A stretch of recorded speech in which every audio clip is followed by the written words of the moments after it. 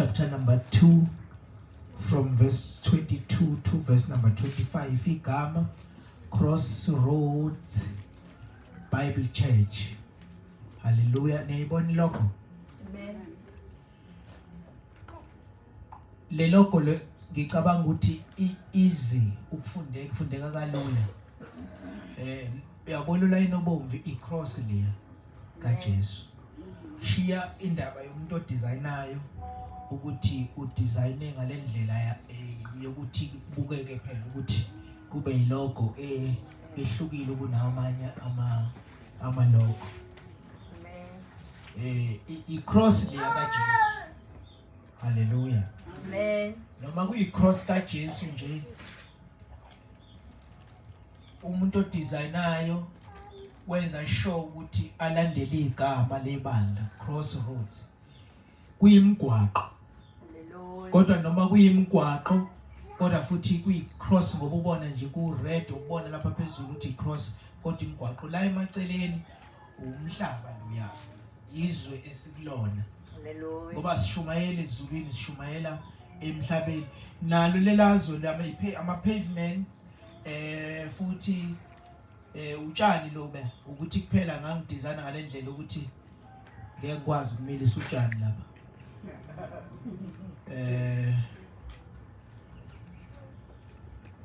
So izwe lelibona ku-round loya ngangithatha i-round le ye-global noma ku-cycle le yomhlaba.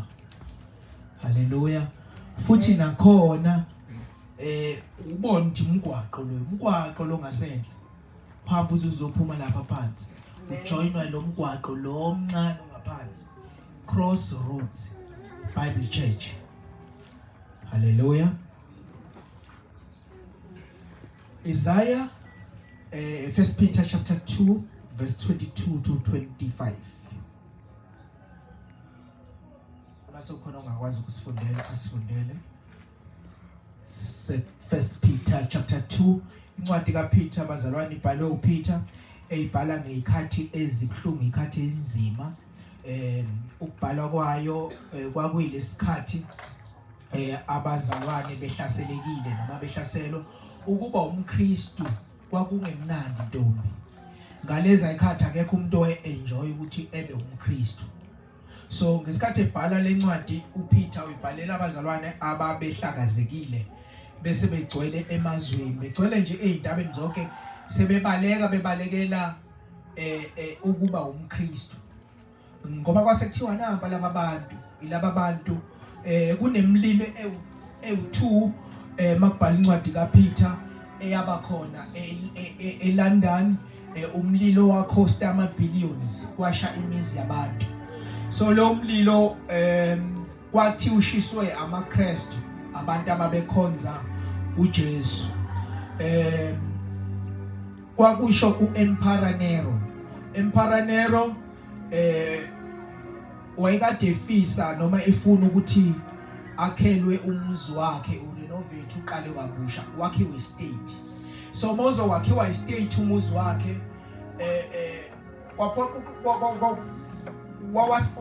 wawenza ama-applications angathi a-decline. Thema i-decline ama-applications into ayenza abona ukuthi i-solution kulento ayifunayo kwase selayitha umuzi. Ngesikhathi ulayitha umuzi kwasho ukuthi imizi yonke njengoba usuku khona umlilo ade uqubuka ngithi last year nakhona imizi yakhona amayakhiwe ngamaplanga. So imizi yalapha ke yonke idolobha lonke lalakhiwe ngamaplanga. Isizathu sokuthi kwakhiwe ngamaplanga ukuthi kwakuhlala kube khona iqubula mlilo. So lidiliza indonga kufa abantu kanti kwakhiwe ngeplanga kuba lula akekho umuntu ofana. Kanti uEmperor Nero uzolayitha idolobha elayithe ngomlilo kwase kusha imizi eminingi kakhulu. Kwasha idolobha lonke laseRome. Uma lisha leli dolobha kwase sekufuneka umuntu oshisiwe. Obviously ke bahlezi benayo umuntu abangasulela kuyena kwase kuthiwa amaKristu. iwona ashisile umlilo. Abe seyahlushwa kakhulu, so kuba umKristu kwangelula. uPeter mayibhala lencwadi ubhala le ncwadi uyabaqinisa abazalwane ukuthi no, abahlale balindele ukubuya kwenkosi. Inkosi uJesu izobuya. So iningi izinto ayibhalayo khona la athi abathobele khona ababusi. Umbuzo uthi sobathobela kanjani ababusi ngoba ibona ababusi ababagijimisayo. Kodwa uPeter uthi uma ngabe ukhona ayikho lento ukuthi ubambe ibhodi wehle wenyuka umzalwane.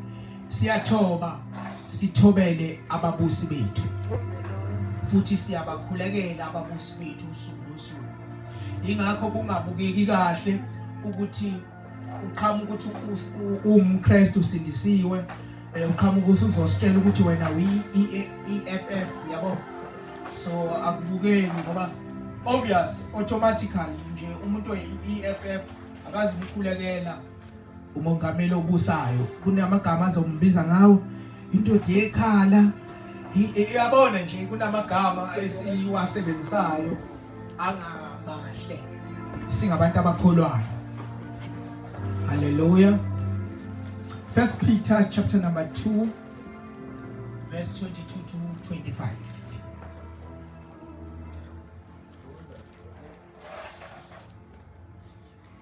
Funda phe. 1 Peter chapter 2 from verse 22 to 25. Ongazange enze isono nokungafunyananga ngokhohliso emlonyeni wakhe. Bazalwane, since siyibandla lase Crossroads nakho ngifuna si-understand sikwazi into esiyishumayelayo ekhaya. Sishumayela umsebenzi kaKristu awenza isiphambanweni, umsebenzi kaKristu opheleleyo. Hallelujah. Amen. So uma ulana nje wokwazi ukuthi sizoshumayela nje uJesu, sizokukhumbuza ngomsebenzi owenziwe esiphambanweni, Oh, hallelujah. umsebenzi opheleleyo. Lapho amanye amabandla aqala ukukhuluma ngomsebenzi wesiphambano mase kusondela iphasika. Yeah. Kodwa la ekhaya eCrossroads sikhuluma ngomsebenzi wesiphambano, umsebenzi kaJesu awenza from January to December. Hallelujah. Amen. Mawuthi ubulindele izinto zakhe ezinqakwayo usendaweni eronke. Ngoba le ekhaya sizoshumayela umsebenzi wesiphambano kuphela. uJesu owenza umsebenzi esiphambanweni wawuphelelisa umsebenzi. Le ekhaya nje sidila nesono noJesu esiza umuntu esonweni kuphela. 22 Ongazange enze isono nokungafunyananga ngokhohliso. ongazange asenze isono, ongasazange isono. Christ was converted to sin. Waphenduka wayisono, wangaba nesono kodwa waba isona isono. Isona sizathu esenza ukuthi esiphambanweni athi Eloi Eloi lama sabathani, uNkulunkulu wami ngishilani. Because mayise sesiphambanweni kwase kusuka isono sakho sahlala kuye, sami sahlala kuye, sakho esanoma ubani nosazozalwa sahlala kuKristu Jesu. Elenge esiphambanweni. And the time ethi Eloi Eloi lama sabathani kwaku exactly time ngesikhathi umpriest ongena endaweni engcwelengcwele. Ngaleso sikhathi uJesu wathi Eloi kwakuyilesi sikhathi umpriest ayingena ngaso endaweni engcwelengcwele. Hallelujah. Kwaqondana lento, kwaqondana isikhathi kanti umpriest wayingena endaweni engcwelengcwele ephethe amagazi ezilwane, ephethe ukuzoxazulula izono zabantu, eyongena endaweni engcwelengcwele. uKristu ngaleso sikhathi kwakuyisikhathi uJesu alenga ngaso. Zonke izono zayinamathele kuJesu. uJesu wayengasabukeki, wayengasabonakali indodana kaNkulunkulu ngoba uJesu mayise siphambanweni akuyi uNkulunkulu kodwa kuya inceku kaNkulunkulu. Kuya umuntu ozofeza umsebenzi awuzele, assignment yakhe wayiqeda, wayiphelelisa. Ingakho ethi kufeziwe, ezandleni zakho ngiyawubeka umoya. Esesiphambanweni ongasazange isono wenziwa isono, ukuze mina nawe senziwe ukulunga, sibe ngabalungileyo singalunganga ngoKristu Jesu. Yes. Owathethuka akaphindisanga thuke, ehlushwa akasongelanga, kepha wakunikela kuye owahlulela ngokulunga. Akaphendulanga, akathukanga, akasolanga. Hallelujah. Amen. Ayikho nento yokuthuka uNkulunkulu nokusola uNkulunkulu kulokho okuhlushwa kwakhe. Wahlushwa wangaphendula. Hallelujah. Wathukwa wangaphendula. Washawa wangaphendula. Yes. Yena wathwala izono zethu emzimbeni wakhe emthini. Silapho ke thina leli gama lithi Crossroads Bible Church. Yena wathwala izono zethu emthini, cross. Hallelujah. Yena wathwala izono zethu emthini. Yes. Ukuze kuthi sasifile ezonweni siphile kulungeni, oyena imvimbo yakhe naphulukiswa ngayo. Ngokuba benjengezimvu ezidumileyo, kodwa manje seniphendukele kumalusi nomboniso emphefumulweni. Awuphinde futhi ngithi 24. Yena wathwala izono zethu emzimbeni wakhe emthini, ukuze kuthi sesifile ezonweni siphile kulungeni, oyena imvimbo yakhe naphulukiswa ngayo. Imvimbo yakhe naphulukiswa ngayo. Bese thini ngale uIsaiah verse number 4 umfundela 53 verse number 5. Yes. 53 verse 5. Yes, and again. Okay. Surely he took up our pain and bore our sufferings.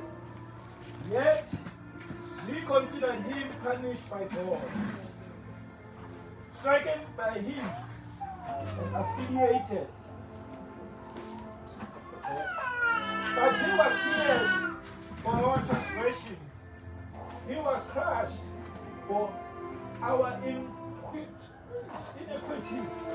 Yes. The punishment that brought us peace was on him, and by his wounds we are healed. Ngemivimbo yakhe saphiliswa. Hallelujah. Amen. Ngemivimbo yakhe saphiliswa.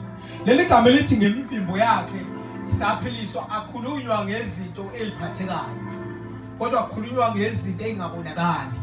Since izono zethu esazenza ngingachaza ngithini, singamnquma umuntu sithi ukhulelwe.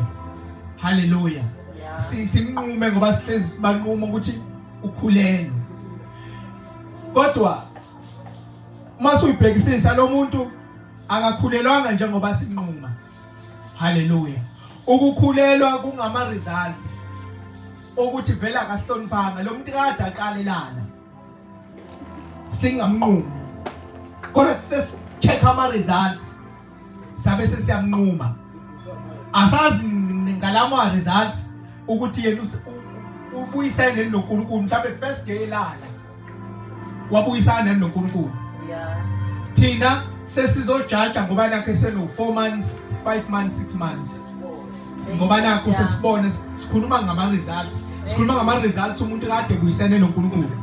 Mhlawumbe for the first day committee leso sono wabuyelana noNkulunkulu wenza yonke into okufanele wayisola wayibuyisela uNkulunkulu. Kodwa thina sesibuka ama results sesimjaja ngawo. So uma kukhulunywa ngesono lezi zinto esizenzayo zingama results ukuthi saxabana noNkulunkulu. Hallelujah. Uma sesekuthiwa ngemivimbo yakhe saphiliswa, ngemivimbo yakhe akhulunywa ukuthi letho sihlezi siyenza noma abahlazi beyisho ukuthi hayi uyakhula ngemivimbo yakhe waphiliswa. No, masikhuluma la sikhuluma ngokukhula komphefumulo sigula spiritual ukuthi sasikade sigula siphambene noNkulunkulu sikude noNkulunkulu ngenxa yezono zethu ngemivimbo yakhe saphiliswa. Hayi ukuthi uzobahlaza uthi ushayela ivangeli mesibone lemvimbo 283 sithi hayi ngemvimbo yakhe no ngemvimbo yakhe sasonile. Hallelujah. Imvimbo ashawa yona kwakuyimvimbo okwamele ize kithi kwakumele kushawe thina ngenxa yobubi bethu kodwa ngenxa uNkulunkulu enothando wanikela ngendodana yakhe ukuba izosifela imivimbo ashawa yona thina saphiliswa. Kungekho esikwenzile ukuthi kufanele sihambe kahle kodwa kuNkulunkulu okhipha umhlatshelo onguKristu Jesu ngemivimbo yakhe thina saphiliswa. Hallelujah. Ukona kwethu inhlebo yethu amaqhubu ethu uKristu wakubethelelwa isiphambanweni. Ungazwani kwethu uKristu kunomuntu owakubethelelwa once wamamukela uJesu waphinda wazenza lezi zinto udelela noma weyisa umsebenzi wesiphambano. Uku-acknowledge umsebenzi wesiphambano ukuhamba qotho ukwenza intando kaNkulunkulu. Wangayenza intando kaNkulunkulu udelela umsebenzi owenziwe uthi umsebenzi uJesu awulekela uyizeleze ngemivimbo yakhe saphiliswa. Kalela ufunda from verse 1 to verse number 6 incwadini kaIsaiah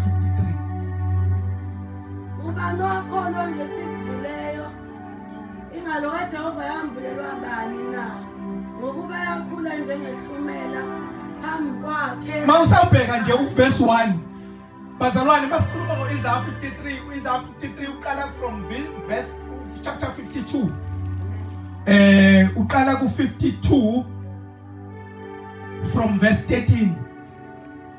Lencwadi kaIsaiah yodwa oyibona u53 lencwadi kaIsaiah 53 ifola ngaphansi kwama gospels. Hallelujah.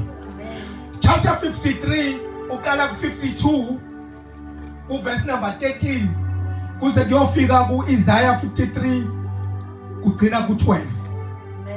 Ikhuluma nge-suffering servant uKristu inceku eya suffering eyaba sebuhlungwini inceku eyahlushwa.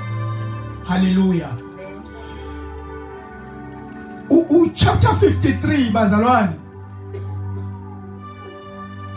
uIsaiah uneyincwadi nama chapters awu 66. Hallelujah. uIsaiah nama chapters awu 66. iBhayibheli lilonke linencwadi engaki ezu-66 okusho ukuthi incwadi kaIsaiah iqedile iBhayibheli iyodwa. Encwadini kaIsaiah sino 27 books of the New Testament. Hallelujah. So ngamanye amazwi from chapter 1 to chapter 27 silindele iOld Testament. From chapter 28 kuze kuyofika ku 66 silindele iNew Testament encwadini kaIsaiah iyodwa. uIsaiah uqoqile eyedwa iBhayibheli. eBhayibhelini kukhona iNew Testament neOld Testament. uIsaiah unakho konke lokho. Hallelujah. Yes, verse 1 sithola ingalo kaNkulunkulu uthi yambulelwa bani na?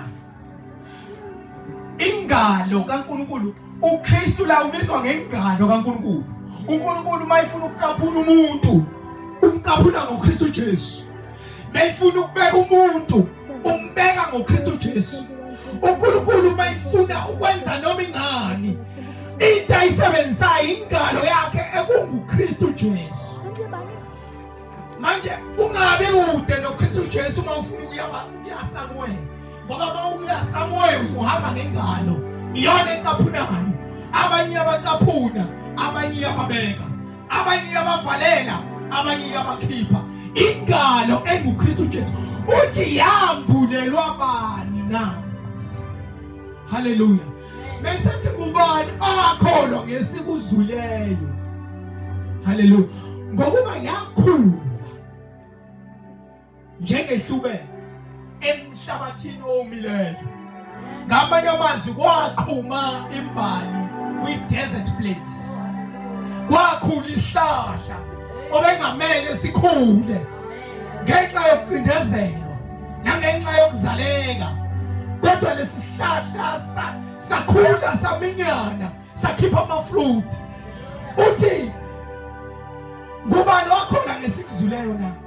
Ngokuba yakhula njengehlumela emhlabathini omileyo. La ebesingalindele lutho khona kodwa yakhula. La besingalindele into ephathekayo khona kodwa yamila on a desert place. Makhulunywa ngaleli ivesi livesi ukuthi khona lesi sihlahla okuthiwa isihlahla somthombo. Nawaza nje umthombo. Hayi umthombo lo King Kong. Kanhlahla somthombo thina esake salapha sasisebenzisa umuntu oseye inqwaba yensuku esikhathini lesifazane. So mayingasana kwamandla engasazi ukwenza njani, sasithatha lesi sihlahla somthombo sisimixe nogobogobo. Hallelujah.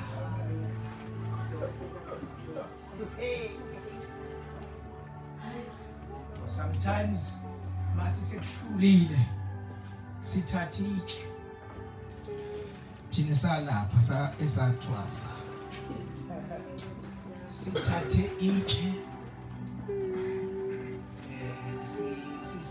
sifuna into ezoliholda libe la ngaphambili, elinye libe la ngemuva, elinye libe la esayidini. Sifaka amatshe ayi-3 unaqondana. Yes, sebesigazi.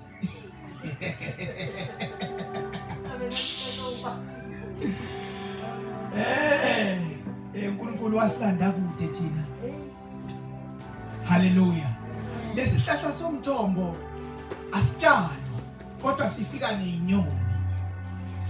Inyoni mayafika naleyo mbali yafika ishiya nje la, akudingi nokuthi kuze sinisele, sengenela sona emhlabathini.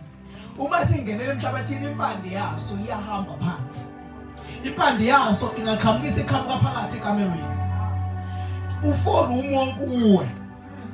Make saqala sasa abanye besisusa ngoba sesikotela endlini bethi hayi bezama ukusigawule kanti hayi usudila nama results but isosi phansi, sihamba phansi underground, siqhamuke la ongalindele khona. La siqhamuka khona kudilika amabhilidi. Uthi ke le ngalo uthi yakhula emhlabathini omileyo, yahamba underground emhlabathini kwi-desert place. Hallelujah. Chapter 52 awufunde nje verse 13 chapter uze ukuthi lo muntu wahlupheka kanjani sikhuluma ngaye. Inceki yami yakuphumelela kahle, yakukhulisa uphakanyisa ushakame kakhulu. Ukhuluma kaNkulunkulu Isaiah lento isho kusukela 500 years. uJesu engakafiki 500 years uIsaiah esho lento. Ingakho mayisesele esiphambanweni amaJews agijima athi mayibuka lencwadi, ayi abuka isiphambano, abuka lencwadi, avakashe chapter 9 verse 7 ithi intombi iyakhulelwa. Hayi bafela bayijabule, ayikho kwi-original, abayisebenzise abayifisi ngoba into abayenza nabayifunda phansi. Bahlale noJesu kodwa bengaboni umuntu okhulunywa ngaye, befunda daily iscripture, besifunda daily kodwa bengamboni, abambonanga mase sezoyipresenta kubona. Hallelujah. Bayifunda njalo kodwa besefikile bahluleke ukumuntu yena. Yes, inceku kusho uNkulunkulu ukuthi inceku yami yakuphumelela kahle. Hallelujah. Yes. Njengalokho abaningi bamangala ngayo, ubuso bayo babonakala kunoba abantu ubuso bayo bonakala babonakele ukunaba bantu. Hallelujah.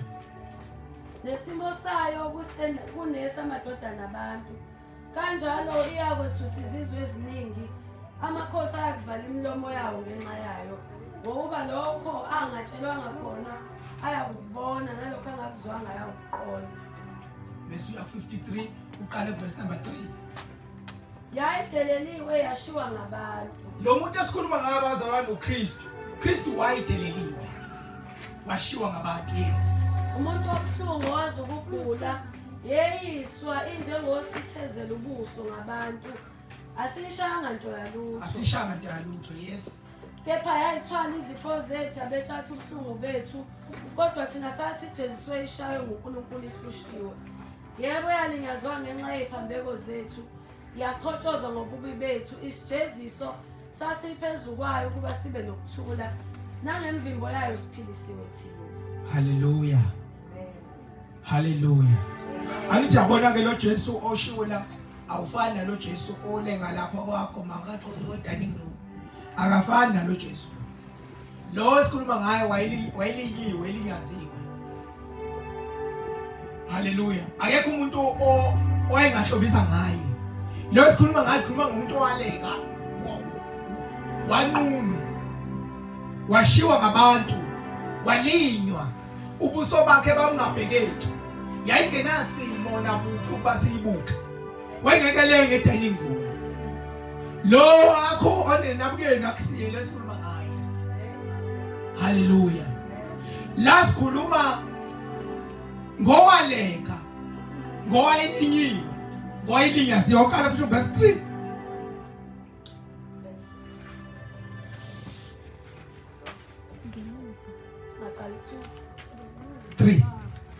Yayideleliwe yashiwa ngabantu.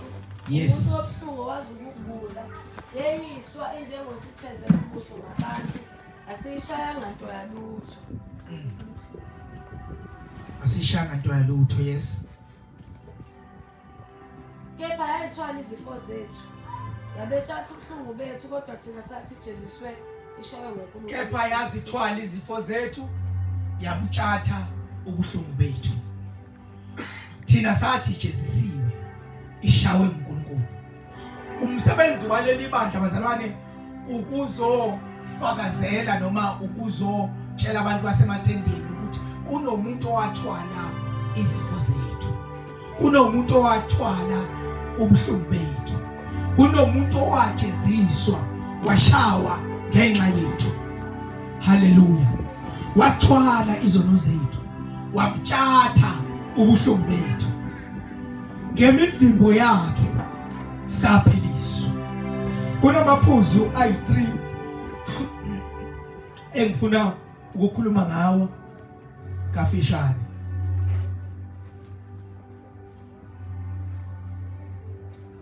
Phuzu lethu lokuqala, we all have a sickness. We all need a specialist. 2, 3 wait. We can all have a serum or a cure. Lamaphuzu lawa azoba mathathu nje isikhashana esincane. Kunombhali waseNgilandi okwakuthiwa uDavid Berlin. Yena owathi mangabe efunda lencwadi le chapter lesikhuluma ngayo noma le vision yase Crossroads. Hallelujah. Wayibiza ngokuthi it is the 5th gospel. Because ifike yaveza uJesu as a servant of God. A born slave or a servant. Abayazi abantu esike sabanabo sakhuluma ngeborn slave ukuthi iyini. Hallelujah. Leli gama elithi slave igama licashunwe egameni lesiGreek elithi doulos. Hallelujah. Udulos osho ukusubmita noma ukwenza umsebenzi kaNkulunkulu isigxila. Hallelujah. uSaint Augustine wathi this chapter is not a prophecy but it is the gospel. So sesinamaqhawe awu2 afuna ukuveza ukuthi uma ufunda le vision yaseCrossroads noma ufunda le chapter le singayibiza ngokuthi ingenye yama chapters noma ingenye yama gospel noma singathi i5th gospel. Hallelujah. Le chapter ke bazalwane ibizwa ngokuthi it is called a seventh song. Hallelujah. It is a seventh song. Le chapter esikhuluma ngayo ikhuluma ngenceko. Hallelujah. Kunama 7 songs esiwathola la eyokuqala ilapha ku chapter 42, eyesibili lapha ku chapter 49, eyesibili ilapha esithathu lapha ku chapter 50, bese kubu chapter 53. Chapter 53 uhamba no 52 from verse number 13. Konke lokho kubizwa ngokuthi ama song of a servant. Hallelujah. Amaculo enceko kaNkulunkulu. Lento isho kusele 500 years ukuthi lento yenzeke. Ngiyathanda ke ukunisherela lamaphuzu amathathu. Iphuzu lethu lokuqala elilapha ya, we all have a sickness. Sonke bazalwane siyagula. Hallelujah. Bazalwane sonke siyagula. Kodwa sihlukene ngamawodi. Hallelujah. Sonke bazalwane njengoba siphila ngoba singabazalwane, njengoba singabantu abasindisiweyo, kodwa sizigulane. Sihluke ngamawodi. Uzoyibona inkinga masiqala sesijwayelele ubona lo muntu isigulane ngempela lesi. Hallelujah. Katheni sonke siyagula. Hallelujah. Njengoba sigula nje gogo kufanele sibekezelelane. Hallelujah unjani. Ethi umama umtshali ekwenze something, understand ukuthi ayikonda vele isigulane. Siyagula. Hallelujah. Sizodila nabantu abahlukahlukene. Ngokuhlukana kwamawodi. Lokuhlukana kwa medication. Hallelujah. Kodwa sonke siyagula. Hallelujah. Verse number 3, Samson.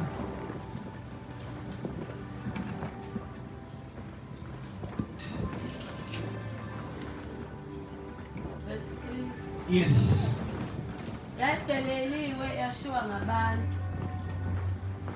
Umuntu obuhlungu owazi ukugula. Yeyiswa injengosithe zokubuso ngabantu. Asishaya nganto yalutho. Yes. Webazalwane, imfene umuntu akanayo nje ingenxa ukuthi uhlale lokushini. Hallelujah. Awunayo nje imfene.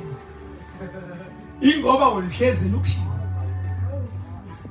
Ingoba wazi ukuthi uzoyifihla hapi.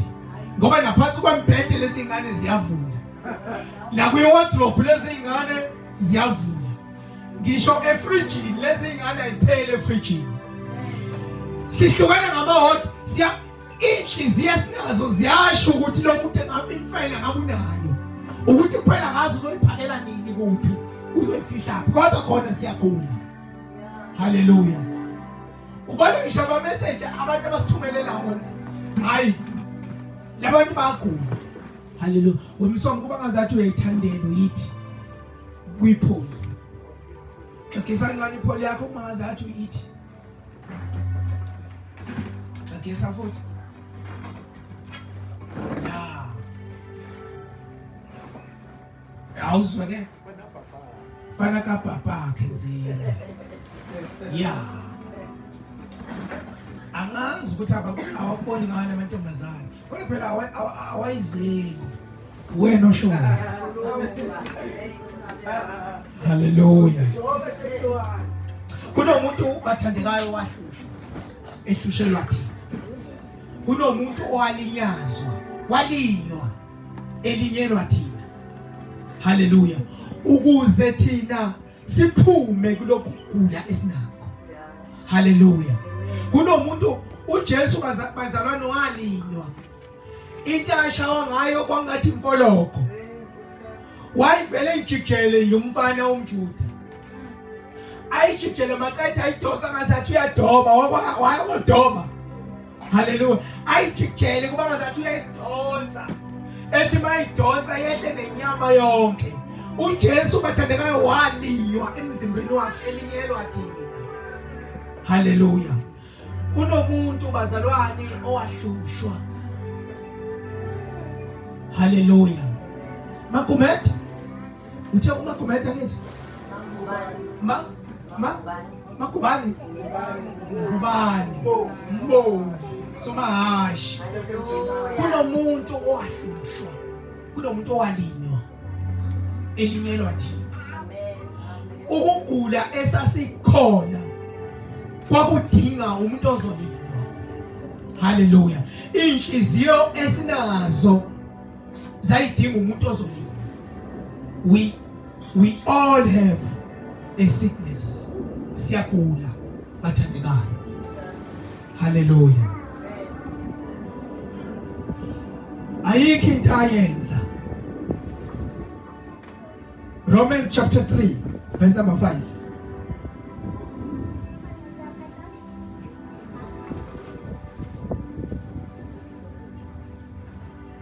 Romans chapter 3.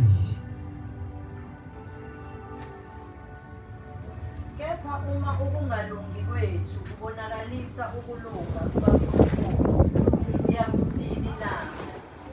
Imbala uNkulunkulu ungangolungile, ungongalungile yini owehlisa ulaka na? Ngifuna kodwa leli verse ethi thina sonke sonile siselelwe inkazimulo kaNkulunkulu. Ya, angazi verse bani kodwa nizoyiphandela. iBhayibheli likhulu bazalwane. Kodwa leli chapter 3 thina sonke sonile siselelwe inkazimulo kaNkulunkulu.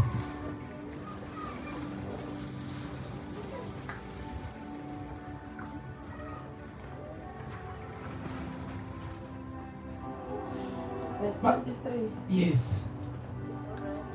Yes. Ngokuba bonke bonile basilalelwe inkazimulo kaNkulunkulu. Hallelujah. Ngokuba thina sonke sonile siselelwe inkazimulo kaNkulunkulu. Bathandekayo, kunomuntu owahlushwa. Mangabe kufika isikhathi la uzizwa ngathi uhlushwa khona. Mangabe uzizwa ufikelwe isikhathi bese ngathi ngaze ngithi kunabantu abangright off. Mawuthi uyangena uthi ufuna ukukhuluma nomuntu ku WhatsApp, wathola i-status sakhe noma wathola i-profile pic yakhe ungasayiboni. Hallelujah. Ungayibulali. Hallelujah. Ungazihlekisa, athi ngihlekisa ukatsheni. Wathi umuntu mangamuzwa kahle ngamvloga.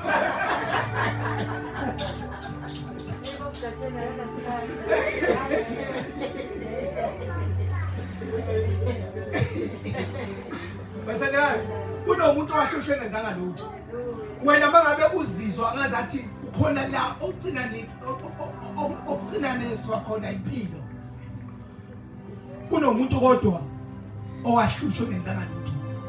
Wena kukufanele. Ngoba noma kukhona izono engavelile, kukhona izono wena ozenzile zangaba exposed.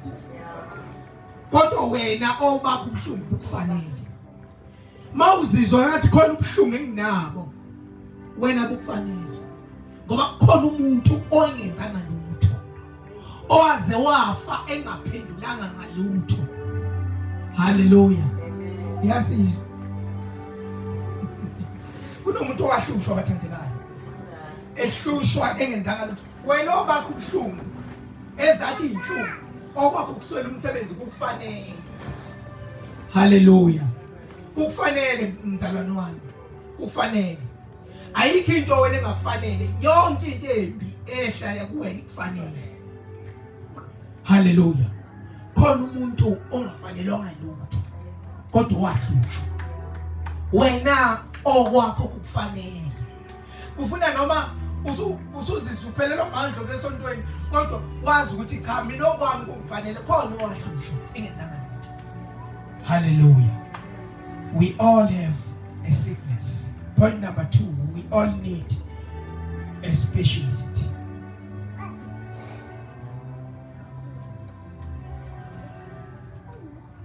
Verse number 4 and verse number 5. 4, 5.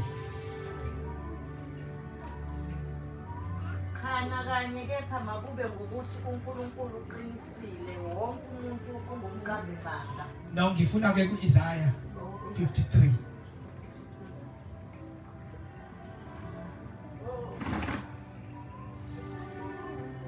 Verse 4 and 5.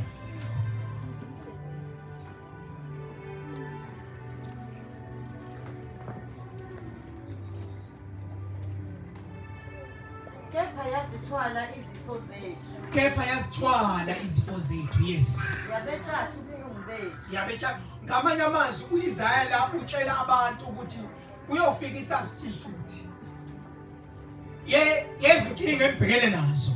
Yezifo nezono. Kodwa yeza isacrificial lamb ezokwazi ukunithwalela izono zenu. Hallelujah. uIsaiah wasela inqwaba eminyaka afika uJesu 700 years. uJesu afika. Uma ibhala la utshela abantu ngokuthi kuzoba ne great exchange for atonement. Hallelujah. Sake saba nephasika kulo mnyaka silapha sisesentuzuma esasithi vicarious atonement. Hallelujah.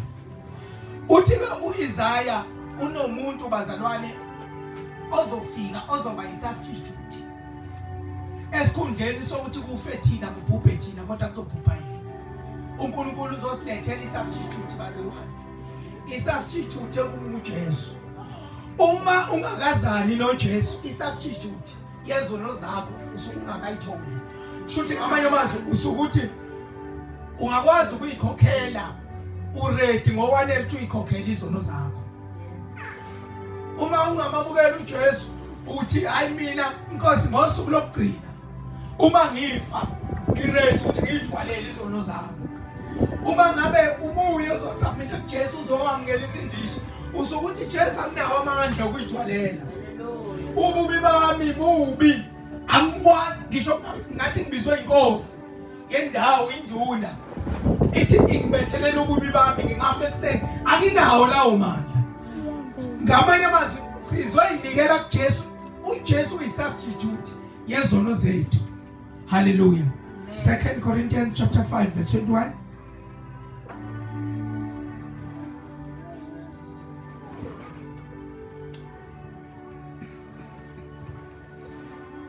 Hallelujah. Chapter 5 verse 21, 2 Corinthians. Verses here pointing to Tina. The truth is we can all have a serum. Verse chapter 5. Yes. Verse 21. 2 Corinthians.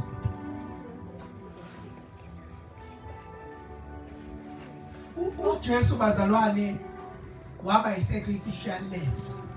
Wanikelwa waba umhlatshelo ongcono. Hallelujah. Yes. Ongasazanga isono wamenza isono ngenxa yethu ukuze kuyena senziwe sibe ngokulunga kukaNkulunkulu. Yes. Funda ku verse 5 isithando sami lapha Isaiah. Last point. The truth is we can all have a serum. Isaiah verse 5. Verse 53, verse 5, yes. Yebo chapter 15. yani ngiyazwa ngenxa yephambeko zethu yaqhotshozwa ngobubi bethu. Isijeziso sasiphezu kwayo ukuba sibe nokuthula nangemvimbo yayo siphilise. Nangemvimbo yayo siphilisiwe. Nansi i-medication bazalwane. Hallelujah. I-medication yokuqeda ububi bethu kwabokulenga kwakhe emthini. Hallelujah. Abantu ke kuyenzeka umuntu eseye kudokotela babugatsheni afika udokotela amcheck bese mnikeza medication. Bese kuba umuntu uthi medication uyayithatha noma uyayiyeka. Abanye bayafa ethi umuntu esefile eseklinwe endlini yabo ngoba suke seyemakhazeni suke sesifuna mantrans ukuthi phela sokundlale phansi mantrans bese ishonile. Hallelujah. Masithi siyaklina nanka amaphilisi lo muntu bengawadla amaphilisi ubewafaka phansi kwesibhayi. Omunye kuba ngazathi uyalinda iphilisi nemnikeze ukhona umkhulu lapha wasekhaya wafika ufaka ngazi wayenza kanjani leyo ufaka iphilisi uyoza ukuthi hayi isemlonyeni mayixoxisa ukuthi ayisesemlonyeni unethi uhambe nje aphinde and ukuthi wawuthi mawuklina ufica ngisitaki samaphilisi amunyu amadliwe akazi iphilisi kubantu baba kanje ngoba sisasho uma usilidla iphilisi ukuthi lize nje lingahlali emlonyeni lidlule amanzi fast kodwa kukhona abantu abanesibindi medication ikhona. Hallelujah. Afu umuntu i-medication ikhona because i-medication umuntu esikhundleni sobathatha i-medication akayithathi. Lento efuna umphilise bese eqale ebe nezambulo engekho. Eqale ebe nefaith engekho. Angayisebenzanga le faith before kungene lokhu. Hallelujah. Ayiseqale umuntu esho izambulo engekho ngemvimbo yakhe siphilisiwe ngeke ngidle i-medication uzofa. Uzofa. Sizokuncwaba. Hallelujah. Hayi usho nje yonke into.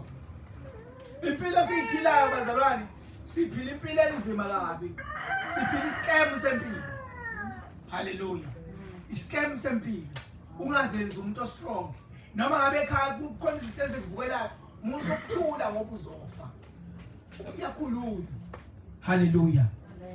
We all need a serum. Hallelujah.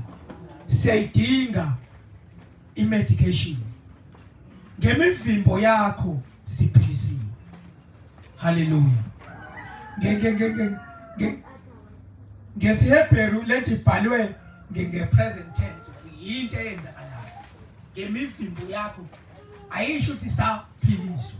Ithi siphilisiwe noma siyaphiliswa. Ngemivimbo yakho siyaphiliswa. Hallelujah. Isona engisenze namuhla. Mangibuyela kuye sengiphilisiwe. Siyadinga ikhambi. Ikhambi lalo lonke lithi sibhekene nayo bazalwane. Ikhambi lalempilo engekho right uKristu Jesu. Hallelujah. Uyena yedwa olikhambi. Nanti ikhambi mzalwane wami. Thatha nanti kanye ngosuku. Kanye